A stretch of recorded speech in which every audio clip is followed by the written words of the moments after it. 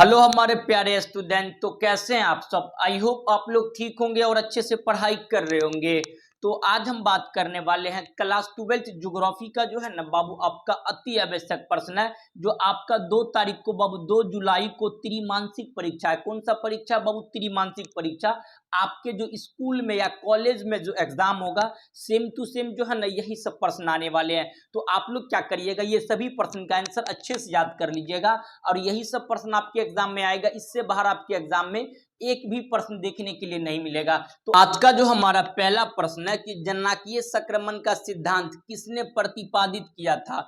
Option A में है martial ने, बी में है अमर्त्य सेन ने, ऑप्शन नंबर सी में नोइस्टीन ने, ऑप्शन नंबर डी में है इनमें से कोई ने। तो जल्दी इसका आंसर बाबू आप लोग हमें कमेंट करिए कि जननांगीय संक्रमण का सिद्धांत जो है ये किसने प्रतिपादन किया था। जल्दी इसका आंसर आप लोग बताइए। तो इसका सही आंसर जो हो जाएगा ना बाबू ऑप्शन नंबर क्या हो जाएगा आपका? नोइस्टीन हो जाएगा। तो जननांगीय संक्रमण का सिद्धांत किसने दिया था? नोइस्टीन ने दिया था। यह क्वेश्चन को जो है ना बाबू इंपोर्टेंट मार लीजिएगा, वीवीआई मार लीजिएगा। वीवीआई का मतलब होता है वेरी वेरी इंपोर्टेंट क्वेश्चन। इसको याद रखिएगा, एग्जाम में बाबू आ जाता है। तो बताइए जननांगीय संक्रमण का सिद्धांत किसने प्रतिपादन किया था? तो नोइस्टीन ने किया था। ये प्रश्न जो है ना बाबू आपके एग्जाम में बहुत बार आ चुका है, तो इसको याद रखिएगा। क्वेश्चन नंबर 1 का ऑप्शन नंबर क्या हो जाएगा बाबू? आपका सी हो जाएगा। जननांगीय संक्रमण का सिद्धांत किसने दिया? तो नोइस्टीन ने दिया था। तो चलिए क्वेश्चन नंबर जो है ना बाबू सेकंड को देख लेते हैं। क्वेश्चन नंबर सेकंड में है कि आपका मानव भूगोल अस्थिर पृथ्वी और क्रियाशील मानव के बीच परिवर्तनशील संबंधों का अध्ययन है, ये किसने कहा था। यहां बाबू समझिए कि मानव भूगोल अस्थिर पूछ रहा है। देखिए आपका यहाँ 2-3 को बात समझिए आप। पहला बात ये समझिए कि मानव भूगोल का जो है ना बाबू परिभाषित किसने किया था। तो याद रखिएगा बाबू आपका फ्रेडरिक रेटजेल ने किया था। वो कहा था कि मानव भूगोल मानव समाज और धरातल के बीच संबंधों का एक संश्लेषित अध्ययन है, ये रहेगा। तो किसने कहा था बाबू? आपका फ्रेडरिक रेटजेल ने कहा था। लेकिन यहाँ दूसरा बात यहाँ कह रहा है कि मानव भूगोल अस्थिर, यहाँ पे देखिएगा बाबू ध्यान दीजिएगा, अस्थिर कह रहा है। तो मानव भूगोल अस्थिर क्रियाशील और मानव के बीच परिवर्तनशील संबंधों का अध्ययन है, ये किसने कहा था? तो एनएलसी सैंपल ने कहा था। यहाँ पे अस्थिर देखिएगा बाबू, आप आंख तक बंद करके क्या मारिएगा? अस्थिर दिखा, मार दीजिएगा सैंपल। अगर डायरेक्ट पूछ लेगा कि मानव भूगोल मानव समाज और धरातल के बीच परिवर्तनशील संबंधों का अध्ययन है, ये किसने कहा था? तो फ्रेडरिक रेटजेल ने कहा था। लेकिन मानव भूगोल अस्थिर दिख रहा है यहाँ पे बाबू, अस्थिर दिखे, मार दीजिएगा एनएलसी सैंपल। तो बताइए मानव भूगोल अस्थिर क्रियाशील मानव के बीच परिवर्तनशील संबंधों का अध्ययन है, यह किसने कहा था? तो NLC sample, option number C. आप यहाँ पे अस्थिर देख के क्या करिएगा बाबू, आप लोग जो है ना आंसर करिएगा। तो क्वेश्चन नंबर बाबू 2 का ऑप्शन नंबर क्या हो जाएगा? आपका सी हो जाएगा। ये भी प्रश्न याद रखिएगा, आपके एग्जाम में आ जाता है। आप लोग आंसर कमेंट में करिएगा कि जो है ना मानव भूगोल का जनक किसे कहते हैं और भूगोल का जनक किसे कहते हैं। ये दोनों का आंसर जो है ना आप लोग हमें बाबू कमेंट करिएगा, मानव भूगोल और भूगोल का जनक किसे कहते हैं। क्वेश्चन नंबर बाबू 3 में है कि नियम में से कि जो है ना आपका कौन सघन जनसंख्या वाला क्षेत्र है। ऑप्शन नंबर ए में है आपका भूमध्य सागरीय प्रदेश, ऑप्शन नंबर बी में ध्रुवीय प्रदेश, ऑप्शन नंबर सी में मरुस्थलीय प्रदेश, ऑप्शन नंबर डी में दक्षिणी पूर्वी एशिया। तो जल्दी इसका आंसर जो है ना आप लोग कमेंट करिएगा बाबू कि आपका नियम में से कौन सघन, सघन का मतलब होता है जो है ना अच्छा क्षेत्र वाला, यानी पॉजिटिव जो है ना बाबू वहां पे क्या डेंसिटी है। जल्दी बताइए यहाँ पे आप लोग, जल्दी बताइए। ऑप्शन ए पे भूमध्य सागरीय प्रदेश, बी में ध्रुवीय, सी में मरुस्थलीय, ऑप्शन नंबर डी में दक्षिणी पूर्वी एशिया। देखिए यानी आपका जो है ना सघन जनसंख्या वाली अच्छा जनसंख्या यानी पॉपुलेशन क्या है बाबू वहां पे बहुत ज्यादा रहेगा। ये कहाँ पे रहेगा? तो याद रखिएगा ये दक्षिणी पूर्वी एशिया में रहता है। कहाँ पे? Option number D. दक्षिणी पूर्वी एशिया में क्या है बाबू आपका देखिएगा तो जो है ना पॉपुलेशन की संख्या जो है ना यानी जनसंख्या अत्यधिक मात्रा में। तो सघन जनसंख्या वाला कहाँ रहेगा बाबू? आपका भूमध्य सागरीय प्रदेश में नहीं रहेगा, मरुस्थल में भी नहीं रहेगा, ध्रुवीय में नहीं रहेगा। तो ऑप्शन नंबर क्या हो जाएगा बाबू? डी हो जाएगा आपका दक्षिणी पूर्वी एशिया। ये भी क्वेश्चन को मार लीजिएगा बाबू इंपोर्टेंट, और ये क्वेश्चन बिहार बोर्ड में अत्यधिक बार पूछ लिया, इस बार भी पूछेगा। तो ऑप्शन नंबर क्या हो जाएगा बाबू? डी हो जाएगा। तो चलिए क्वेश्चन नंबर जो है ना आपका 4 को देख लेते हैं।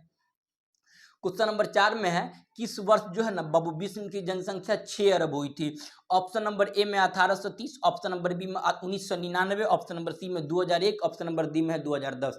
कि इस वर्ष जो है ना विश्व की जनसंख्या जो है आपका देखिएगा 6 अरब हो गया था। तो याद रखिएगा ये जो हो गया था आपका 1999 में। कब हो गया था बाबू? 1999 में विश्व की जनसंख्या कितना हो गया था? लगभग 6 अरब हो गया था। तो ऑप्शन नंबर क्या हो जाएगा आपका जो है ना बी हो जाएगा। क्या हो जाएगा बाबू? बी। क्वेश्चन नंबर 4 का ऑप्शन नंबर बी। तो चलिए क्वेश्चन नंबर 5 को देख लेते हैं। क्वेश्चन नंबर 5 में है कि विश्व में सर्वाधिक जनसंख्या केंद्रित है। ऑप्शन नंबर ए में है आपका देखिएगा पठारी प्रदेश में, बी में है आपका ऑप्शन ए में पर्वतीय, बी में है पठारी, सी में मैदानी प्रदेश में, ऑप्शन नंबर डी में मरुस्थलीय जो है ना आपका प्रदेश में। तो जल्दी बताइए सर्वाधिक का मतलब होता है सबसे ज्यादा जो है ना बाबू जनसंख्या कहाँ पे व्यवस्थित है विश्व में? तो याद रखिएगा ये जो है ना मैदानी क्षेत्र में। ऑप्शन नंबर क्या हो जाएगा बाबू? सी हो जाएगा। सबसे ज्यादा जनसंख्या कहाँ अवस्थित है? तो मैदानी क्षेत्र, ऑप्शन नंबर सी। तो चलिए क्वेश्चन नंबर जो है ना आपका देखिएगा जो है 6 को देख लेते। क्वेश्चन नंबर 6 में है किस देश में रबर की जो है ना बाबू पौधे उगाए जाते हैं? ऑप्शन ए में रबर कृषि प्रदेश, ऑप्शन नंबर बी मिश्रित, ऑप्शन नंबर सी में भूमध्य सागरीय कृषि प्रदेश, ऑप्शन नंबर डी में इनमें से कोई नहीं। तो किस प्रदेश में देखिएगा जो है ना आपका रबर के पौधे उगाए जाते हैं? तो याद रखिएगा ये जो हो जाएगा आपका रोपण फसल। हम आपको बताए थे देखिएगा आपका चाय हो जाएगा, उसके बाद गन्ना हो जाएगा, उसके बाद देखिएगा जो है ना रबर हो जाएगा। ये सब बाबू कौन सा फसल है? तो याद रखिएगा ये सब प्लांटेशन फार्मिंग है यानी रोपण फसल है। समझे? रोपण फसल के बारे में हम पहले भी आपका लाइव क्लास में बहुत ज्यादा चर्चा किए थे। तो ऑप्शन नंबर क्या हो जाएगा बाबू आपका देखिएगा ए हो जाएगा। क्वेश्चन नंबर 6 का ऑप्शन नंबर ए। तो चलिए क्वेश्चन नंबर 7 को देखते हैं। क्वेश्चन नंबर 7 में क्या है कि अंगूर की खेती कहलाती है? ऑप्शन नंबर ए में सेरीकल्चर, बी में विटीकल्चर, ऑप्शन नंबर डी में पीसीकल्चर, ऑप्शन नंबर डी में इनमें से कोई नहीं। यह भी क्वेश्चन नंबर 7 को इंपोर्टेंट मार लीजिएगा। ये भी क्वेश्चन आता है बाबू आपके एग्जाम के लिए जो है ना अति आवश्यक है, क्योंकि ये प्रश्न बाबू आपके एग्जाम में कई बार पूछ लिया गया है। अंगूर की खेती क्या कहलाता है? तो भैया विटीकल्चर कहलाता है। क्या कहलाता है? विटीकल्चर। ऑप्शन नंबर क्या हो जाएगा बाबू आपका बी हो जाएगा। क्या कहलाता है? अंगूर की खेती क्या कहलाता है? विटीकल्चर। ऑप्शन नंबर क्या हो जाएगा आपका बी हो जाएगा। इसको याद रखिएगा विटीकल्चर। तो चलिए क्वेश्चन नंबर जो है आपका देखिएगा जो है 8 को देखते हैं। क्वेश्चन नंबर 8 में है कि चावल की खेती संबंधित है। ऑप्शन नंबर ए में तृण कृषि से, बी में रोपण कृषि से, ऑप्शन नंबर डी में मिश्रित कृषि, ऑप्शन नंबर डी में इनमें से कोई नहीं। देखिए चावल की कृषि जो संबंधित होती है बाबू वो आपका गहन निर्वहन कृषि होती है, ना कि तृण कृषि होती है, ना कि रोपण कृषि। तो जीवन में नहीं होगा, मिश्रित कृषि भी नहीं होगा। तो ऑप्शन नंबर डी इनमें से कोई नहीं। गहन निर्वहन कृषि हो सकता था या बाबू आपका खरीफ फसल हो सकता था। तो ये सब जो होता है ना आपका देखिएगा चावल की खेती से संबंधित होती है। ट्रक फार्मिंग होती है बाबू आपका कोई एक स्थान से किसी दूसरा स्थान एक रात में जो डिस्टेंस को पूरी की जाती है, जो दूरी को पूरी की जाती है, उसी को कहते हैं ट्रक फार्मिंग। रोपण कृषि चाय हो जाएगा बाबू आपका, रबर की कृषि की किस में आ जाएगा? रोपण कृषि में। तो ये सब याद रखिएगा। ऑप्शन नंबर क्या हो जाएगा बाबू आपका देखिएगा जो है डी हो जाएगा। इनमें से कोई नहीं। तो चलिए क्वेश्चन नंबर जो है ना बाबू 9 को देखते हैं। क्वेश्चन नंबर 9 में है कि मानव का प्राचीनतम क्रियाकलाप क्या था? ऑप्शन नंबर ए में खनन, बी में है बुनाई, ऑप्शन नंबर सी में है कृषि, ऑप्शन नंबर डी में आखेटन एवं संग्रहण। तो मानव का जो है ना बाबू प्राचीनतम क्रियाकलाप क्या था? यानी मानव जो था पहले प्राचीन काल में उसकी जो आर्थिक स्थिति क्या थी, उसको पैसा वैसा सब कहाँ से आता था? तो याद रखिएगा जो है ना उसका जो पैसा वैसा जो आता था आखेटन संग्रहण से। पहले के मानव क्या करते थे बाबू? अत्यधिक मात्रा में आखेटन करते थे। आखेटन का मतलब होता है शिकार करना। कहाँ बाबू? शिकार करना। तो याद रखिएगा जो है ना मानव का प्राचीनतम आर्थिक क्रियाकलाप क्या था?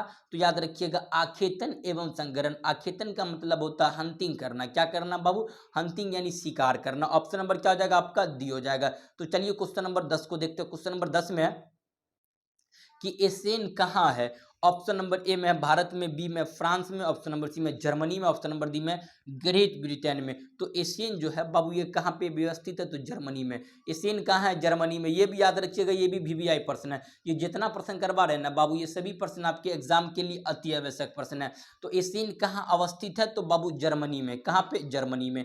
तो चलिए आगे बढ़ते हैं। क्वेश्चन नंबर 10 को देखते हैं। क्वेश्चन नंबर 10 में क्या है कि दैनव्यू रेल मार्ग अवस्थित है। ऑप्शन नंबर एशिया में, बी में है अफ्रीका, सी में यूरोप, ऑप्शन नंबर डी में ऑस्ट्रेलिया।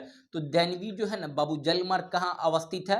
तो यूरोप में है। कहाँ पे है बाबू? यूरोप में। दैनव्यू जलमार्ग यूरोप। ऑप्शन नंबर क्या हो जाएगा बाबू? सी हो जाएगा। समझे? तो चलिए क्वेश्चन नंबर 12 को देखते हैं। क्वेश्चन नंबर 12 में है कि सवेज नहर जोड़ती है। ऑप्शन नंबर ए में है भूमध्य सागर को लाल सागर से, बी में है हिंद महासागर को प्रशांत महासागर से, ऑप्शन नंबर सी में अतलांटिक को प्रशांत से, ऑप्शन नंबर डी में इनमें से कोई नहीं। तो सवेज नहर किसको जोड़ती है, तो याद रखिएगा ये जो है ना भूमध्य सागर को लाल सागर से जोड़ती है। याद रखिएगा सवेज नहर किसको किससे जोड़ती है, भूमध्य सागर को लाल सागर से। ऑप्शन नंबर क्या हो जाएगा बाबू आपका ए हो जाएगा। तो चलिए क्वेश्चन नंबर 13 को देखते हैं। क्वेश्चन नंबर 13 में है कि आपका जो है ना पोत शहीद कहाँ अवस्थित है।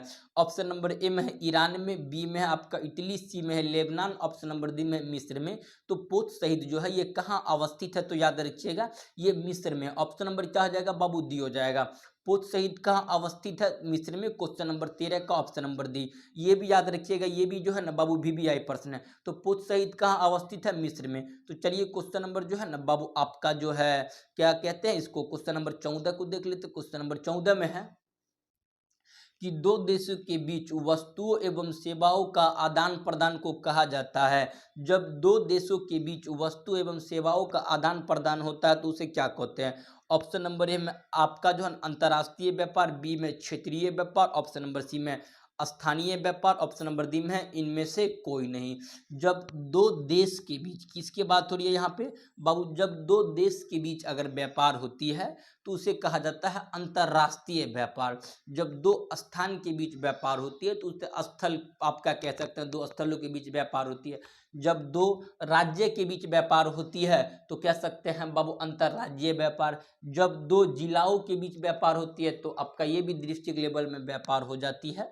समझे समझे नहीं समझे बाबू। आपका जब दो देश के बीच तो अंतर्राष्ट्रीय व्यापार, इंटरनेशनल ट्रेड क्या कहते हैं इसे, इंटरनेशनल ट्रेड। समझे, तो ये सब आपको पता है बाबू, आपका जो है इतना में कोई दिक्कत नहीं होनी चाहिए। तो क्वेश्चन नंबर 14 का ऑप्शन नंबर आपका क्या हो जाएगा ए, अंतर्राष्ट्रीय व्यापार, option number A.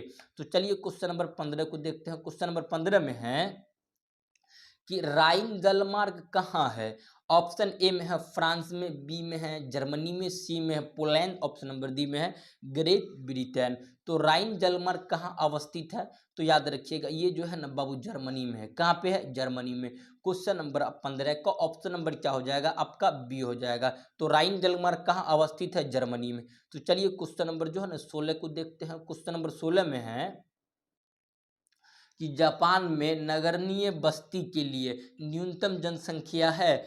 Option number A में है 10,000, ऑप्शन नंबर बी में है 20,000, ऑप्शन नंबर डी में है 30,000, ऑप्शन नंबर डी में है 40,000।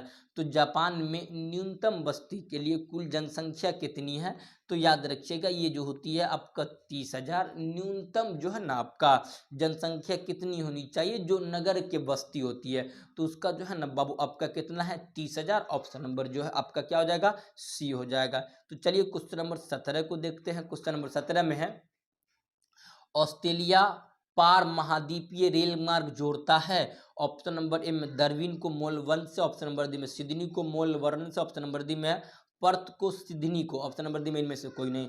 तो ऑस्ट्रेलिया का जो है ना पार महाद्वीपीय रेल मार्ग किसको जोड़ता है, तो पर्थ को सिडनी से। किससे बाबू, पर्थ को सिडनी से। ये भी इंपोर्टेंट है, ये क्वेश्चन बाबू आया हुआ था आपके एग्जाम में। तो क्वेश्चन नंबर देखिएगा 17 का ऑप्शन नंबर क्या हो जाएगा आपका सी हो जाएगा। ऑस्ट्रेलिया में पार महाद्वीपीय रेल मार्ग जोड़ता है तो पर्थ को सिडनी से। तो चलिए क्वेश्चन नंबर जो है आपका देखिएगा 18 को देखते हैं। क्वेश्चन नंबर 18 में है कि बोकन हिल नियम में से किसका उदाहरण है। ऑप्शन नंबर ए में है खनन नगर, बी में सांस्कृतिक नगर, सी में प्रशासनिक नगर, ऑप्शन नंबर डी में इनमें से कोई नहीं। तो बोकन हिल जो है ये सबसे पहले कहाँ पड़ता है, तो ऑस्ट्रेलिया में पड़ता है। ये भी याद रखिएगा कहाँ पड़ता है, तो बाबू ये ऑस्ट्रेलिया में पड़ता है। और ये किस लिए प्रसिद्ध है बोकन हिल, तो याद रखिएगा ये खनन नगर है। यहाँ पे अनेक अनेक प्रकार के जो है ना बाबू खनिज संसाधन निकाली जाती है। क्या निकाली जाती है, खनिज संसाधन। तो बोकन हिल कहाँ है, ऑस्ट्रेलिया में। और यहाँ पे इस जो है ना आपका बोकन हिल में से अनेक अनेक प्रकार के कोयला हो गया, यानी जो भी बाबू आपका जो है ना खनिज संसाधन होती है वो सब क्या की जाती है आपका निकाली जाती है। तो ऑप्शन नंबर क्या हो जाएगा बाबू आपका ए हो जाएगा। तो चलिए आगे बढ़ते हैं, क्वेश्चन नंबर 19 को देखते हैं। क्वेश्चन नंबर 19 में है कि मसाई क्या है। ऑप्शन ए में है पर्वत है, बी में मरुस्थल है, ऑप्शन नंबर सी में है जनजाति है, ऑप्शन नंबर डी में है घास के मैदान है। तो मसाई जो है ना बाबू एक जनजाति है। और ये जनजाति अच्छा समझिएगा, मसाई क्या है बाबू आपका, यह एक जनजाति है। ये जनजाति जर्मनी में रहते हैं। कहाँ पे रहते हैं, जर्मनी में। तो मसाई क्या है बाबू, एक जनजाति है, ये कहाँ पे रहते हैं, जर्मनी में। क्वेश्चन नंबर जो है आपका 19 का ऑप्शन नंबर सी हो जाएगा। तो बताइए मसाई क्या है, एक जनजाति है, ये कहाँ पे रहते हैं, तो जर्मनी में रहते हैं। तो चलिए क्वेश्चन नंबर 20 को देखते हैं। क्वेश्चन नंबर 20 में क्या है कि जो है ना नियम में से कौन तमिलनाडु का मैनचेस्टर है। ऑप्शन ए में है चेन्नई, बी में है कोयम्बतूर, सी में है सलेम, ऑप्शन नंबर डी में इनमें से कोई नहीं। तो तमिलनाडु का जो है ना बाबू मैनचेस्टर है, तो याद रखिएगा ये जो है ना कोयम्बतूर है। कौन है बाबू, कोयम्बतूर। नियम में से कौन जो है ना आपका देखिएगा तमिलनाडु का मैनचेस्टर है, तो कोयम्बतूर। ऑप्शन नंबर क्या हो जाएगा बाबू आपका, देखिएगा तो बी हो जाएगा। क्या